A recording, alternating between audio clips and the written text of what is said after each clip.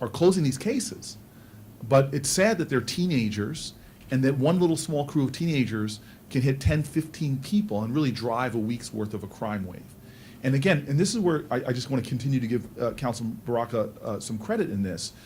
We have to do more in Newark. We understand this to prevent our kids, and the councilman has a lot of ideas that he's going to put forth and partner. So we know we have some responsibility to keep our teenagers from getting involved in this in the first place. But the other part of that equation we have to talk about is how easily they're able to get weapons of destruction. And it's making it very challenging. But, yes. but as Your follow-up question. Could I just get a clarification, though, on this, though?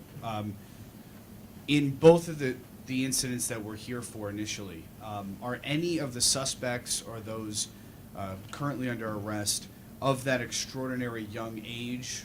I don't want to give that detail. One person of the arrest is a juvenile, and that's all we're prepared to say right now. Yes. Also, those people that were arrested, is there any link to that one shooting on March 18th to any of the other shootings? Are we talking about gang rivalries? I mean, what are we talking about? So we're definitely not going to give those details right now. But one interesting fact I want to tell you is a lot of these guns sometimes are shared weapons. You can link them to numbers of different cases. So we'll be able to release all of that to you as we go on.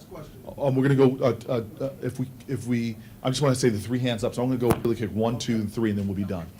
All right, Mayor. Yeah, but we're going to go behind you first, yes. Mayor, you and Councilman Baraka, you all are both saying youth with these guns. At what point are we going to look inside the homes, say what culpability do the parents have in all of this, and how do you go after this as the issue when they're allowing their kids to be out there in the first place with this trouble?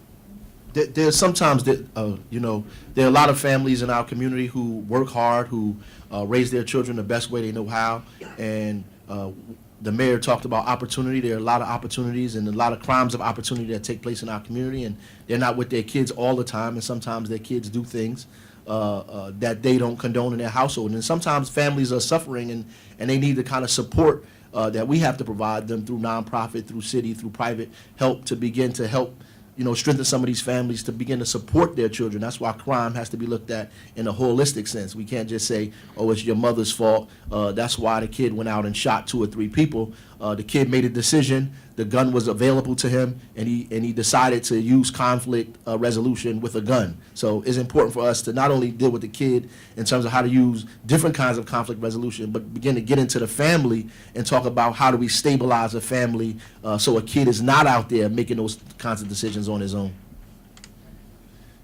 And let me just say, so I'm sorry, what's that? I mean, but how?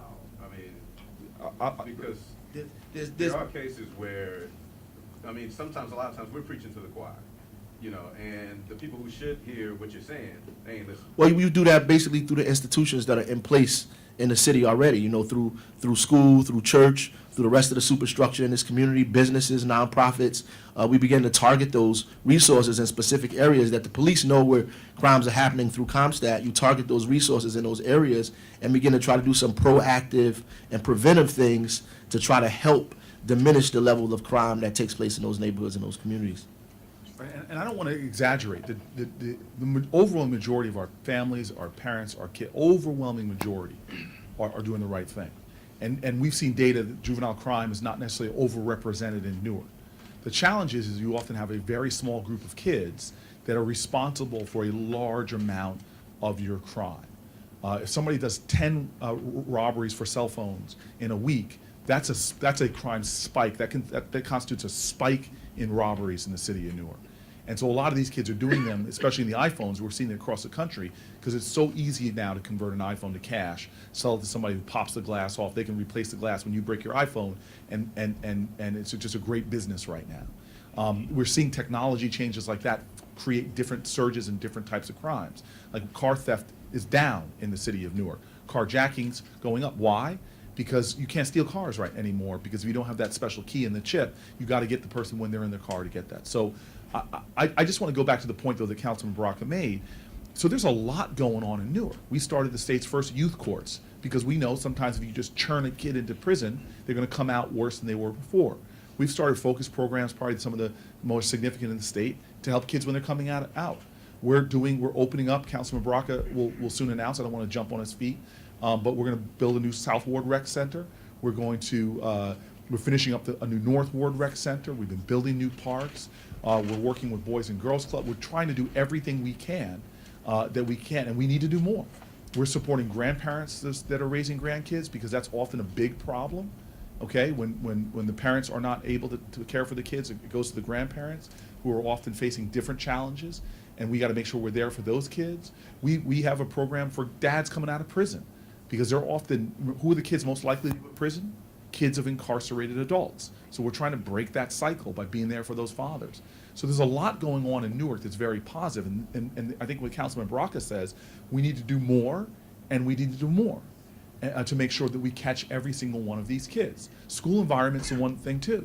I mean, when you have kids that are dropping out of school early, when you have kids that are, long absentees, these are issues, early warning signs for kids with crime, because a black boy who does not graduate from high school has a significantly high chance of going to prison. And so that should be an early warning system for us. So there's a lot going on in Newark right now. Central High School, I was there recently, is a point where a lot of activity is going to save these kids before they go down that pathway. All right, two quick ones. Quick Wheeling IHOP. in the back. Very quick IHOP. Would you classify all 3 victims in that shooting as innocent bystanders? Was one of them involved in the dispute? I'm not ready to. Okay. It's still being looked at. I'm not ready to do that. I am willing to 100% say the manager died, no criminal record, extraordinary record of work record, and just an extraordinary individual. And as far as the armed guards, can we get a little more specific on what you guys might want to do with putting armed guards in the establishments? Only because the last time the city council passed an ordinance with this after Officer Johnson was murdered, Mayor, I believe you actually vetoed that. So I'm just curious what you guys would do to put something together different than the original ordinance. Well, we have an ordinance now in the city that requires businesses to close at a specific time. That's really being enforced heavily in the South with, Captain Venable and the police force in the South District. So regular stores have to close at 10 and 11 o'clock on the weekends, which I think is a reasonable time. Earlier than that, we argued for an armed guard in these places that decided they want to stay open 2, 3 o'clock in the morning. There were some issues around the businesses having to pay for the armed guard themselves. So we ran into, the council and administration ran into an impasse in terms of that. Who's going to pay for it? Would it be a burden on the business? And would we be taken to court because of that? So we have to explore that and think about that further, because I don't want to let up on the idea of having some type of armed presence in those areas where people are staying open 2, 3 o'clock in the morning. I do know that we have to work out financially how that would be taken care of if it's not a burden on a business, and create a way that we are satisfying businesses where they don't think they have to come to the city and sue us because we are trying to make the neighborhood or the community safer. So it has to be a joint effort between the council, administration, and the private sector to begin to come up with an idea that will help us all to put maybe a special police officer or an off-duty police officer in and around these establishments to make them safer. And let me I want to highlight, again, Councilman Baraka's speaking a lot of truth today. What he's saying is the surrounding towns, Irvington closes their bars an hour before we do. East Orange closes their restaurants at 10 p.m. So why, in Newark, we let folks kind of have their way and go a lot later, and we need to start talking and questioning that. And if you want to stay open later, maybe there should be certain requirements. And so the council, led by Councilman Baraka, are looking at some ways of bringing everybody together. We all have the same goal. We want people to make money in Newark, but we also want people to be safe, and we've got to strike the balance. And right now, while other towns in New Jersey are shutting down, closing down, and not allowing certain practices that they know from their experience, whether they're a suburban town or not, that create environments, a culture that foster crime, Newark has had a more lax terms of, and has been more lax in terms of allowing businesses to stay open, especially those in high crime areas.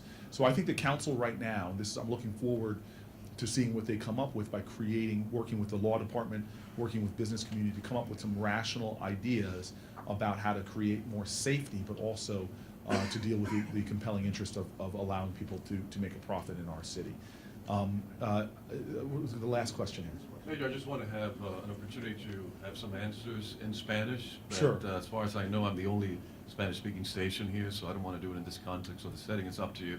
I We can don't do at least a mind, couple. as long as people don't make fun of me. We We can do it over on the side? Okay. Yeah, that's okay. Okay. I'd rather have that. No, gracias, gracias. That's about as far as I can. All right, thank you. All right, thank you, everybody. Thank you.